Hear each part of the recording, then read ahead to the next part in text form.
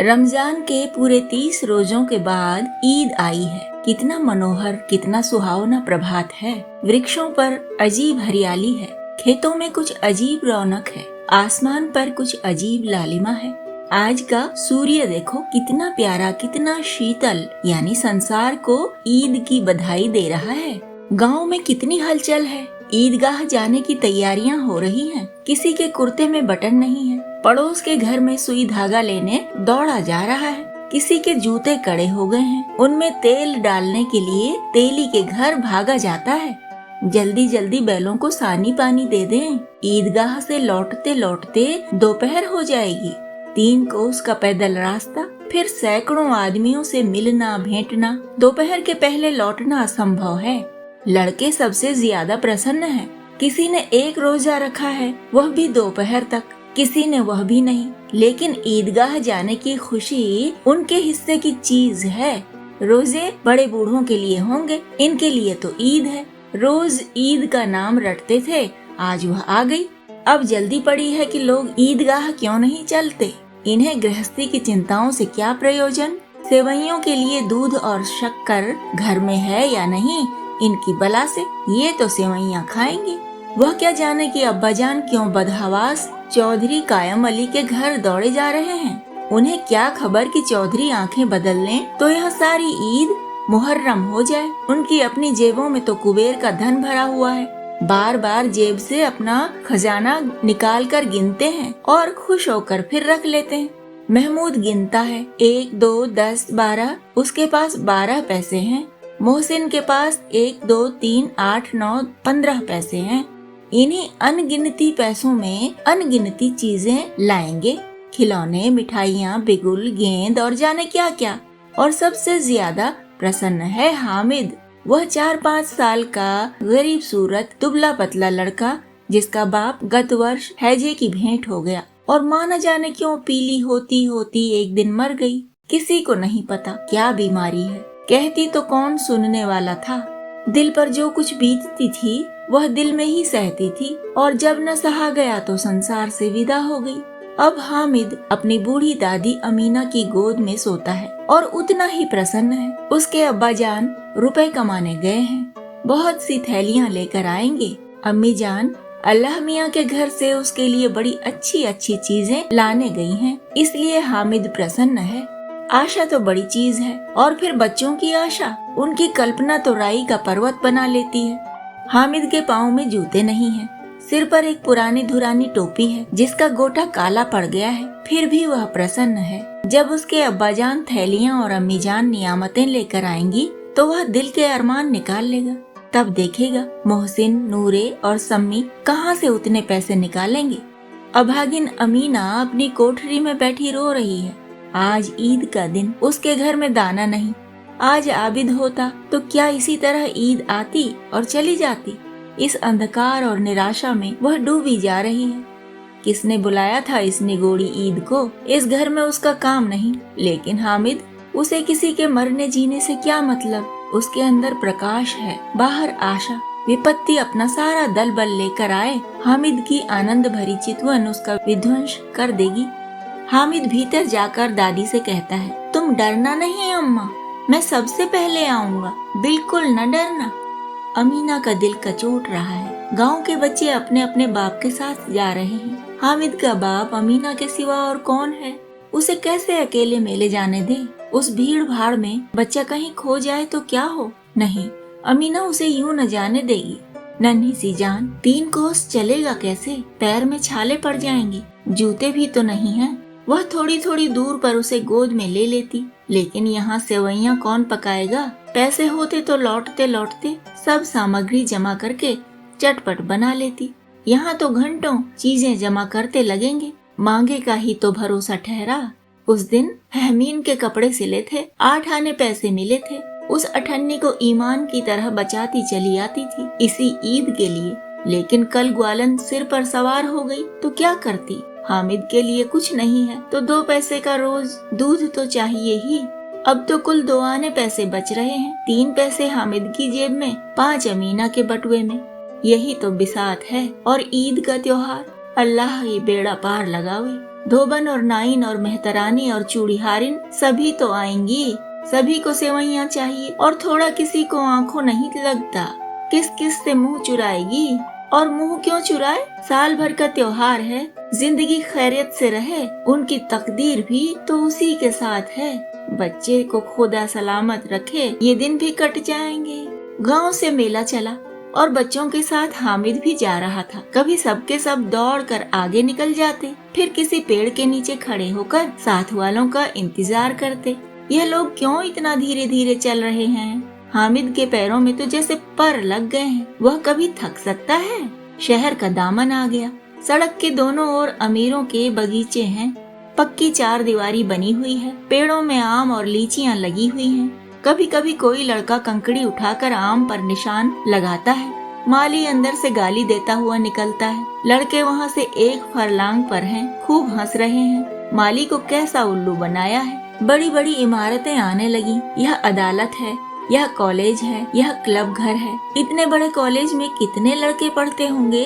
सब लड़के नहीं हैं जी, बड़े बड़े आदमी हैं। सच, उनकी बड़ी बड़ी मूछें हैं। इतने बड़े हो गए, अभी तक पढ़ने जाते हैं। न जाने कब तक पढ़ेंगे और क्या करेंगे इतना पढ़कर। हामिद के मदरसे में 2-3 बड़े बड़े लड़के हैं, बिल्कुल 3 कौड़ी के। रोज मार खाते हैं, काम से जी चुराने वाले। इस जगह भी उसी तरह के लोग होंगे और क्या।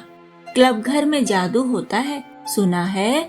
यहाँ मुर्दों की खोपड़ियाँ दौड़ती हैं और बड़े बड़े तमाशे होते हैं, पर किसी को अंदर नहीं जाने देते। और वहाँ शाम को साहब लोग खेलते हैं, बड़े बड़े आदमी खेलते हैं, मूंछों दाढ़ी वाले, और मेमे भी खेलती हैं। सच, हमारी अम्मा को वह दे दो, क्या नाम है, बैट, तो उसे पकड़ ही न सके, घुमाते ही लुढ़क जाए। महमूद ने कहा, हमारी अम्मी जान का तो हाथ कांपने लगी, अल्लाह कसम। मोहसिन बोला, चलो मनु आटा पीस डालती हैं, जरा सा बैट पकड़ लेंगी तो हाथ कांपने लगेंगे। सैकड़ों घड़े पानी रोज निकालती हैं, 5 घड़े तो तेरी भैंस पी जाती है। किसी मेम को 1 घड़ा पानी भरना पड़े तो आंखों तले अंधेरा आ जाए। महमूद, लेकिन दौड़ती तो नहीं, उछल कूद तो नहीं सकती। मोहसिन, हाँ उछल कूद तो नहीं सकती, लेकिन उस दिन मेरी गाय खुल गई थी और चौधरी के खेत में जा पड़ी थी। अम्मा इतना तेज दौड़ी कि मैं उन्हें न पा सका। सच। आगे चले, हलवाइयों की दुकानें शुरू हो गईं। आज खूब सजी हुई थी। इतनी मिठाइयाँ कौन खाता है? देखो ना, एक एक दुकान पर मनो होंगी। सुना है रात को जिन्नात आकर खरीद ले जाते हैं। अब्बा कहते थे कि आधी रात को एक आदमी हर दुकान पर जाता है और जितना माल बचा होता है वह तुलवा लेता है और सचमुच के रुपए देता है, बिल्कुल ऐसे ही रुपए।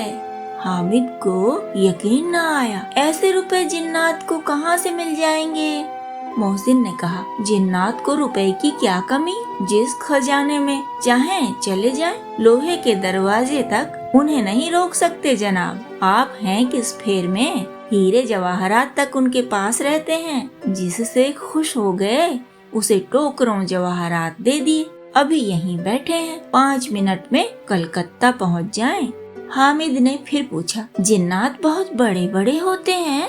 मोहसिन, एक एक सिर आसमान के बराबर होता है जी। जमीन पर खड़ा हो जाए तो उसका सिर आसमान से जा लगे, मगर चाहे तो एक लोटे में घुस जाए। हामिद, लोग उन्हें कैसे खुश करते होंगे?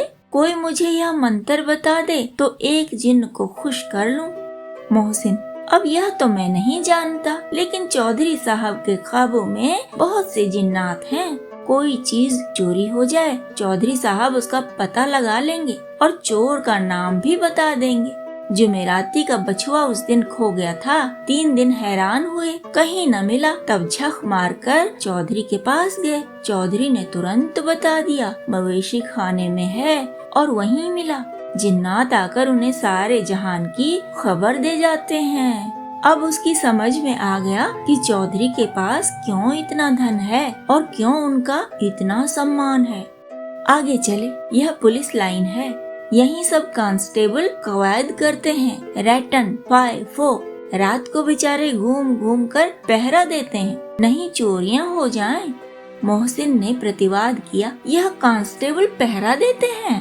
तभी तुम बहुत जानते हो अजी हजरत, यह चोरी करते हैं। शहर के जितने चोर डाकू हैं सब इनसे मिले रहते हैं। रात को ये लोग चोरों से तो कहते हैं चोरी करो, और आप दूसरे मोहल्ले में जाकर जागते रहो पुकारते हैं। तभी इन लोगों के पास इतने रुपए आते हैं। मेरे मामू एक थाने में कांस्टेबल हैं, 20 रुपया महीना पाते हैं, लेकिन 50 रुपए घर भेजते हैं। अल्लाह कसम, मैंने एक बार पूछा था कि मामू आप इतने रुपए कहाँ से पाते हैं? हंसकर कहने लगे, बेटा अल्लाह देता है। फिर आप ही बोले, हम लोग चाहें तो एक दिन में लाखों मार लाएं। हम तो इतना ही लेते हैं जिसमें अपनी बदनामी न हो और नौकरी न चली जाए। हामिद ने पूछा, यह लोग चोरी करवाते हैं तो कोई इन्हें पकड़ता नहीं? मोहसिन उसकी नादानी पर दया दिखाकर बोला, अरे पागल, इन्हें कौन पकड़ेगा? पकड़ने वाले तो यह लोग खुद हैं, लेकिन अल्लाह इन्हें सजा भी खूब देता है। हराम का माल हराम में जाता है। थोड़े ही दिन हुए, मामू के घर में आग लग गई, सारी लेई पूंजी जल गई, एक बर्तन तक न बचा। कई दिन पेड़ के नीचे सोए, अल्लाह कसम पेड़ के नीचे। फिर न जाने कहां से 100 कर्ज लाए तो बर्तन भांडे आए। हामिद, 100 तो 50 से ज्यादा होते हैं। कहाँ 50 कहाँ 100, 50 एक थैली भर होता है, 100 तो 2 थैलियों में भी न आए। अब बस्ती घनी होने लगी। ईदगाह जाने वालों की टोलियां नजर आने लगी, एक से एक भड़कीले वस्त्र पहने हुए, कोई इक्के तांगे पर सवार, कोई मोटर पर। सभी इत्र में बसे, सभी के दिलों में उमंग।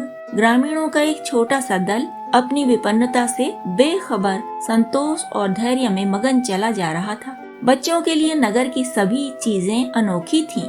जिस चीज की ओर ताकते ही रह जाते, और पीछे से बार बार हार्न की आवाज होने पर भी न चेतते। हामिद तो मोटर के नीचे जाते जाते बचा। सहसा ईदगाह नजर आई। ऊपर इमली के घने वृक्षों की छाया है, नीचे पक्का फर्श है जिस पर जाजिम बिछा हुआ है, और रोजेदारों की पंक्तियां एक के पीछे एक न जाने कहां तक चली गई हैं, पक्के जगत के नीचे तक, जहां जाजिम भी नहीं है। नए आने वाले आकर पीछे की कतार में खड़े हो जाते हैं। आगे जगह नहीं है, यहाँ कोई धन और पद नहीं देखता। इस्लाम की निगाह में सब बराबर हैं। इन ग्रामीणों ने भी वजू किया और पिछली पंक्ति में खड़े हो गए।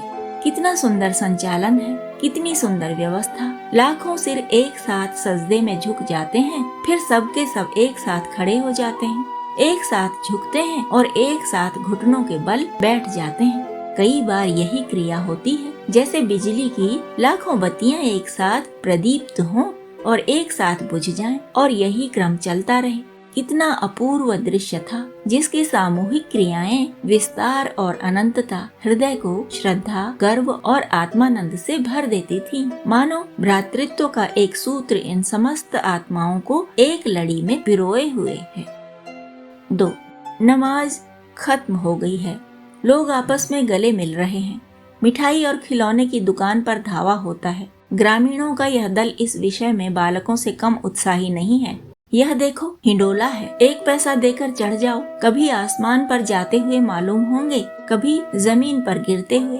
यह चरखी है, लकड़ी के हाथी, घोड़े, ऊंट छड़ों में लटके हुए हैं। 1 पैसा देकर बैठ जाओ और 25 चक्करों का मजा लो। महमूद और मोहसिन और नूरे और सम्मी इन घोड़ों और ऊँटों पर बैठते हैं। हामिद दूर खड़ा है, 3 ही पैसे तो उसके पास हैं। अपने कोष का 1/3 जरा सा चक्कर खाने के लिए नहीं दे सकता। सब चरखियों से उतरते हैं, अब खिलौने लेंगे। इधर दुकानों की कतार लगी हुई है, तरह तरह के खिलौने हैं। सिपाही और गुजरिया, राजा और वकील, भिश्ती और धोबन और साधु। वाह, इतने सुंदर खिलौने हैं, अब बोला ही चाहते हैं। महमूद सिपाही लेता है, खाकी वर्दी और लाल पगड़ी वाला, कंधे पर बंदूक रखे हुए। मालूम होता है अभी कवायद किए चला आ रहा है। मोहसिन को भिश्ती पसंद आया, कमर झुकी हुई है, ऊपर मशक रखे हुए है। मशक का मुंह एक हाथ से पकड़े हुए है, कितना प्रसन्न है, शायद कोई गीत गा रहा है, बस मशक से पानी उंडेलना ही चाहता है। नूरे को वकील से प्रेम है, कैसी विद्वता उसके मुख पर, काला चोगा, नीचे सफेद अचकन, अचकन के सामने की जेब में घड़ी, सुनहरी जंजीर, एक हाथ में कानून का पोथा लिए हुए। मालूम होता है अभी किसी अदालत से जिरह या बहस किए चले आ रहे हैं। यह सब 2-2 पैसे के खिलौने हैं। हामिद के पास कुल 3 पैसे हैं। इतने महंगे खिलौने वह कैसे ले? खिलौना कहीं हाथ से छूट पड़े तो चूर चूर हो जाए, जरा पानी पड़े तो सारा रंग घुल जाए। ऐसे खिलौने लेकर वह क्या करेगा, किस काम के? मोहसिन कहता है, मेरा भिश्ती रोज पानी दे जाएगा सांझ सवेरे। महमूद, और मेरा सिपाही घर का पहरा देगा, कोई चोर आएगा तो फौरन बंदूक से फायर कर देगा। नूरे, और मेरा वकील खूब मुकदमा लड़ेगा। सम्मी, और मेरी धोबन रोज कपड़े धोएगी। हामिद खिलौनों की निंदा करता है, मिट्टी ही के तो हैं, गिरे तो चकनाचूर हो जाए। लेकिन ललचाई हुई आंखों से खिलौनों को देख रहा है और चाहता है कि जरा देर के लिए उन्हें हाथ में ले सकता। उसके हाथ अनायास ही लपकते हैं, लेकिन लड़के इतने त्यागी नहीं होते हैं, विशेषकर जब अभी नया शौक है। हामिद ललचाता रह जाता है। खिलौने के बाद मिठाइयाँ आती हैं। किसी ने रेवड़ियाँ ली हैं, किसी ने गुलाब जामुन, किसी ने सोहन हलवा। मजे से खा रहे हैं। हामिद उनकी बिरादरी से पृथक है। अभागे के पास 3 पैसे हैं, क्यों नहीं कुछ लेकर खाता? ललचाई आंखों से सबकी ओर देखता है। मोहसिन कहता है, हामिद रेवड़ी ले जा, कितनी खुशबूदार है। हामिद को संदेह हुआ, ये केवल क्रूर विनोद है। मोहसिन इतना उदार नहीं है, लेकिन यह जानकर भी वह उसके पास जाता है। मोहसिन दोने से एक रेवड़ी निकालकर हामिद की ओर बढ़ाता है। हामिद हाथ फैलाता है। मोहसिन रेवड़ी अपने मुंह में रख लेता है। महमूद, नूरे, सम्मी खूब तालियां बजा बजा कर हंसते हैं। हामिद खिसिया जाता है। मोहसिन, अच्छा अब की जरूर देंगे हामिद, अल्लाह कसम ले जाओ। हामिद, रखे रहो, क्या मेरे पास पैसे नहीं हैं? सम्मी, 3 ही पैसे तो हैं, 3 पैसे में क्या क्या लोगे? महमूद, हमसे गुलाब जामुन ले जाओ हामिद, मोहसिन बदमाश है। हामिद, मिठाई कौन बड़ी नेमत है, किताब में इसकी कितनी बुराइयां लिखी हैं। मोहसिन, लेकिन दिल में कह रहे होंगे कि मिले तो खा लें, अपने पैसे क्यों नहीं निकालते? महमूद, हम समझते हैं इसकी चालाकी, जब हमारे सारे पैसे खर्च हो जाएंगे तो हमें ललचा ललचा कर खाएगा। मिठाइयों के बाद कुछ दुकानें लोहे की चीजों की, कुछ गिलट और कुछ नकली गहनों की। लड़कों के लिए यहाँ कोई आकर्षण न था, वे सब आगे बढ़ जाते हैं।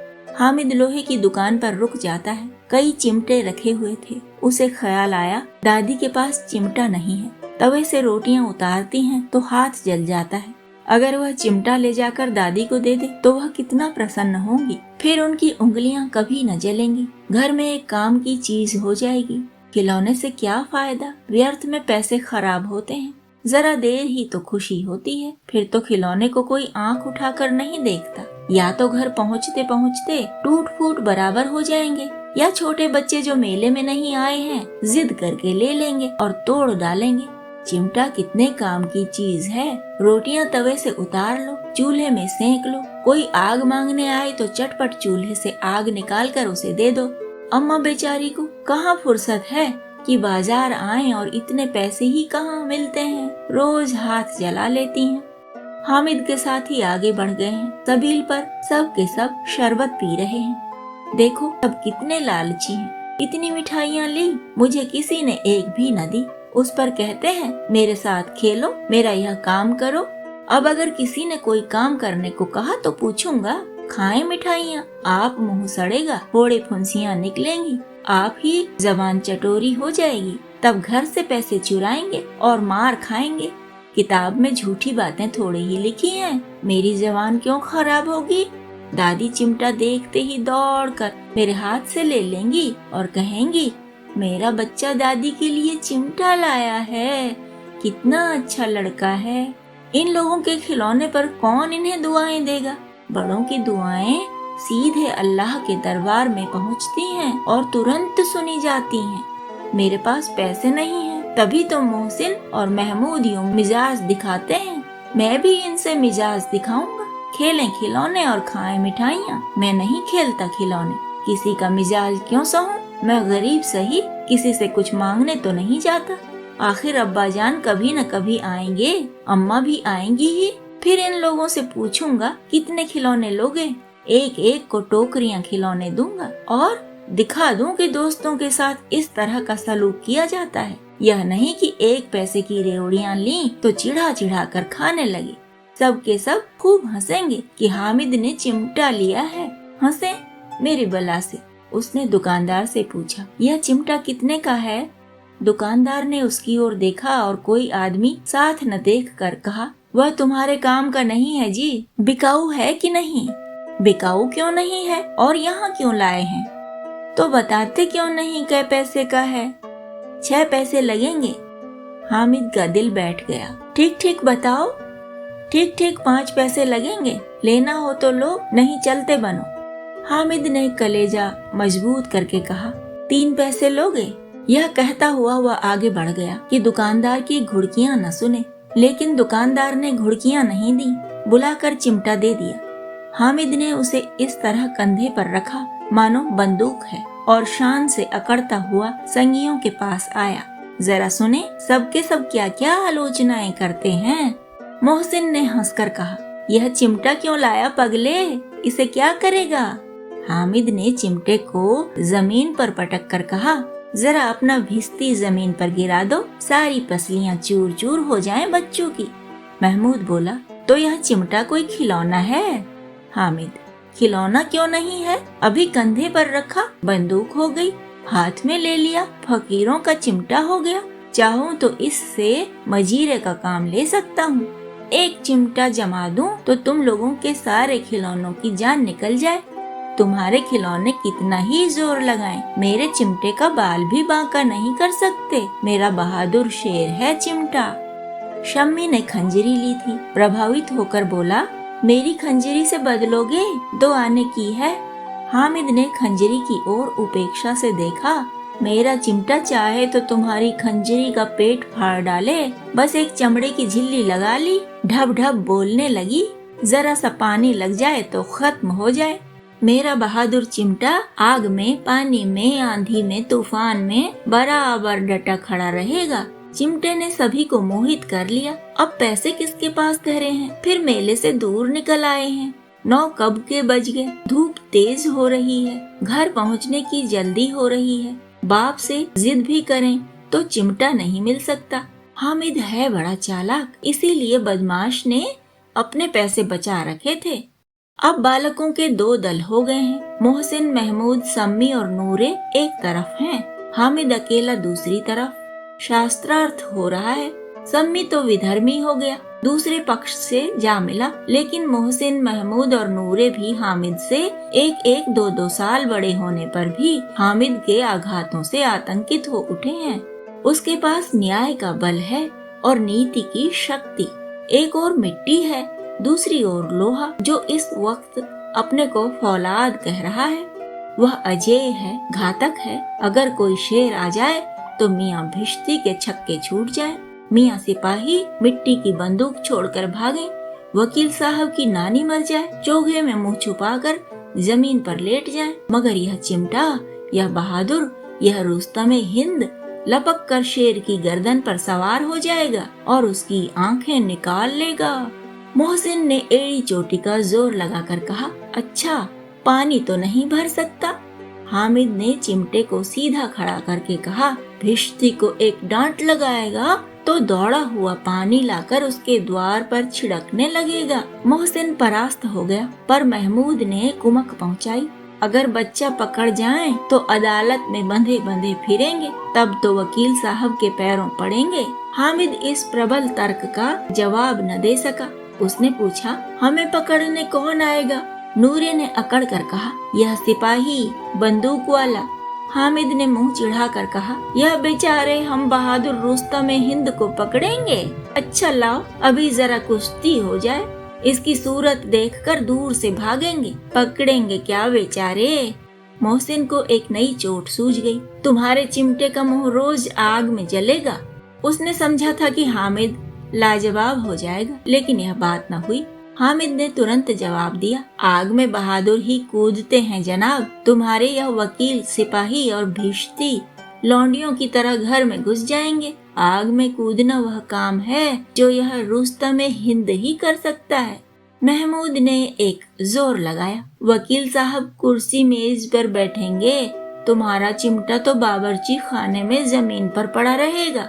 इस तर्क ने सम्मी और नूरे को भी सजीव कर दिया। कितने ठिकाने की बात कही है पट्टे ने। चिमटा बावर्ची खाने में पड़ा रहने के सिवा और क्या कर सकता है। हामिद को कोई फड़कता हुआ जवाब न सूझा तो उसने धांधली शुरू की।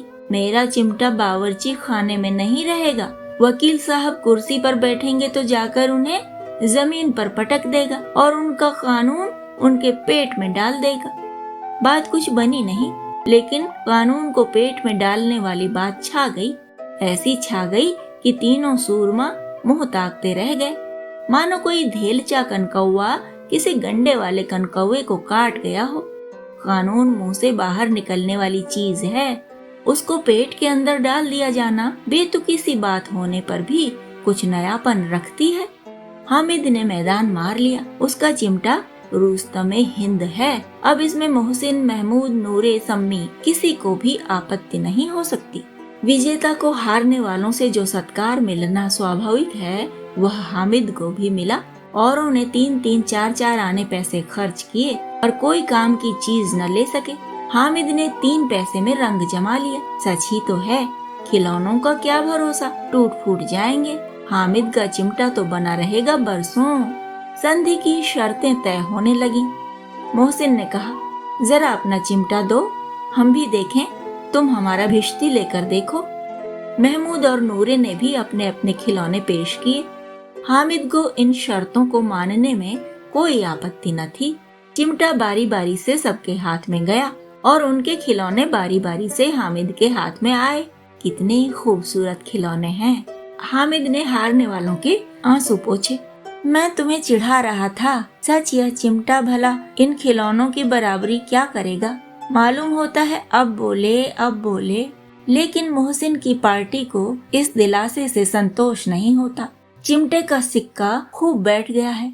चिपका हुआ टिकट अब पानी से नहीं छूट रहा है। मोहसिन, लेकिन इन खिलौनों के लिए कोई हमें दुआ तो न देगा। महमूद, दुआ को लिए फिरते हो, उल्टे मार न पड़े। अम्मा जरूर कहेंगी कि मेले में यही मिट्टी के खिलौने मिले। हामिद को स्वीकार करना पड़ा कि खिलौनों को देखकर किसी की माँ इतनी खुश न होंगी जितनी दादी चिमटे को देखकर होंगी। 3 पैसों ही में तो उसे सब कुछ करना था और उन पैसों के इस उपयोग पर पछतावे की बिल्कुल जरूरत न थी। फिर अब तो चिमटा रुस्तमे हिंद है और सभी खिलौनों का बादशाह। रास्ते में महमूद को भूख लगी। उसके बाप ने केले खाने को दिए। महमूद ने केवल हामिद को साझी बनाया। उसके अन्य मित्र मुंह ताकते रह गए। यह उस चिमटे का प्रसाद था। 11 बजे गांव में हलचल मच गई। मेले वाले आ गए। मोहसिन की छोटी बहन ने दौड़कर भिश्ती उसके हाथ से छीन लिया और मारे खुशी के जा उछली तो मियाँ भिश्ती नीचे आ रहे और सुरलोक सिधारे। इस पर भाई बहन में मारपीट हुई। दोनों खूब रोए। उनकी अम्मा यह शोर सुनकर बिगड़ी और दोनों को ऊपर से 2-2 चांटे लगाए। मियाँ नूरे के वकील का अंत उनके प्रतिष्ठानुकूल इससे ज्यादा गौरवमय हुआ। वकील जमीन पर या ताक पर तो नहीं बैठ सकता। उसकी मर्यादा का विचार तो करना ही होगा। दीवार में खूंटियां गाड़ी गईं। उन पर लकड़ी का एक पटरा रखा गया। पटरे पर कागज का कालीन बिछाया गया। वकील साहब राजा भोज की भांति सिंहासन पर विराजे। नूरे ने उन्हें पंखा झलना शुरू किया। अदालतों में खस की टट्टियां और बिजली के पंखे रहते हैं, क्या यहाँ मामूली पंखा भी न हो? कानून की गर्मी दिमाग पर चढ़ जाएगी कि नहीं। बांस का पंखा आया और नूरे हवा करने लगे। मालूम नहीं पंखे की हवा से या पंखे की चोट से वकील साहब स्वर्ग लोक से मृत्यु लोक में आ रहे और उनका माटी का चोला माटी में मिल गया। फिर बड़े जोर शोर से मातम हुआ और वकील साहब की अस्थि भूरे पर डाल दी गई। अब रहा महमूद का सिपाही। उसे चटपट गांव का पहरा देने का चार्ज मिल गया। लेकिन पुलिस का सिपाही कोई साधारण व्यक्ति तो नहीं जो अपने पैरों चले। वह पालकी पर चलेगा। एक टोकरी आई, उसमें कुछ लाल रंग के फटे पुराने चिथड़े बिछाए गए। जिसमें सिपाही साहब आराम से लेटे। नूरे ने यह टोकरी उठाई और अपने द्वार का चक्कर लगाने लगे। उनके दोनों छोटे भाई सिपाही की तरफ से सोने वाले जागते लहो पुकारते चलते हैं, मगर रात तो अंधेरी ही होनी चाहिए। महमूद को ठोकर लग जाती है, टोकरी उसके हाथ से छूटकर गिर पड़ती है और मियाँ सिपाही अपनी बंदूक लिए जमीन पर आ जाते हैं और उनकी एक टांग में विकार आ जाता है। महमूद को आज ज्ञात हुआ कि वह अच्छा डॉक्टर है। उसको ऐसा मरहम मिल गया जिससे वह टूटी टांग को आनन फानन जोड़ सकता है। केवल गूलर का दूध चाहिए। गूलर का दूध आता है, टांग जोड़ दी जाती है, लेकिन सिपाही को ज्यों ही खड़ा किया जाता है टांग जवाब दे देती है। शल्य क्रिया असफल हुई, तब उसकी दूसरी टांग भी तोड़ दी जाती है। अब कम से कम एक जगह आराम से बैठ तो सकता है। एक टांग से तो न चल सकता था न बैठ सकता था। अब वह सिपाही सन्यासी हो गया है, अपनी जगह पर बैठा बैठा पहरा देता है। कभी कभी देवता भी बन जाता है। उसके सिर का झालरदार साफा खुरच दिया गया है। अब उसका जितना रूपांतर चाहो कर सकते हो। कभी कभी तो उससे बाट का काम भी लिया जाता है। अब मियाँ हामिद का हाल सुनिए। अमीना उसकी आवाज सुनते ही दौड़ी और उसे गोद में उठाकर प्यार करने लगी। सहसा उसके हाथ में चिमटा देखकर वह चौंकी। यह चिमटा कहाँ था? मैंने मोल लिया है। कै पैसे में? 3 पैसे दिए। अमीना ने छाती पीट ली। यह कैसा बेसमझ लड़का है कि दोपहर हुआ कुछ खाया न पिया, लाया क्या? चिमटा। सारे मेले में तुझे और कोई चीज न मिली जो यह लोहे का चिमटा उठा लाया? हामिद ने अपराधी भाव से कहा, तुम्हारी उंगलियां तवे से जल जाती थीं, इसलिए मैंने इसे लिया। बुढ़िया का क्रोध तुरंत स्नेह में बदल गया, और स्नेह भी वह नहीं जो प्रगल्भ होता है और अपनी सारी कसक शब्दों में बिखेर देता है। यह मूक स्नेह था, खूब ठोस, रस और स्वाद से भरा हुआ। बच्चे में कितना त्याग, कितना सद्भाव और कितना विवेक है। दूसरों को खिलौने लेते और मिठाई खाते देखकर इसका मन कितना ललचाया होगा। इतना जब्त इससे हुआ कैसे? वहाँ भी इसे अपनी बुढ़िया दादी की याद बनी रही। अमीना का मन गदगद हो गया। और अब एक बड़ी विचित्र बात हुई। हामिद के इस चिमटे से भी विचित्र। बच्चे हामिद ने बूढ़े हामिद का पार्ट खेला। बुढ़िया अमीना बालिका अमीना बन गई। वह रोने लगी, दामन फैलाकर हामिद को दुआएं देती जाती थी और आंसू की बड़ी बड़ी बूंदें गिराती जाती थी। हामिद इसका रहस्य क्या समझता?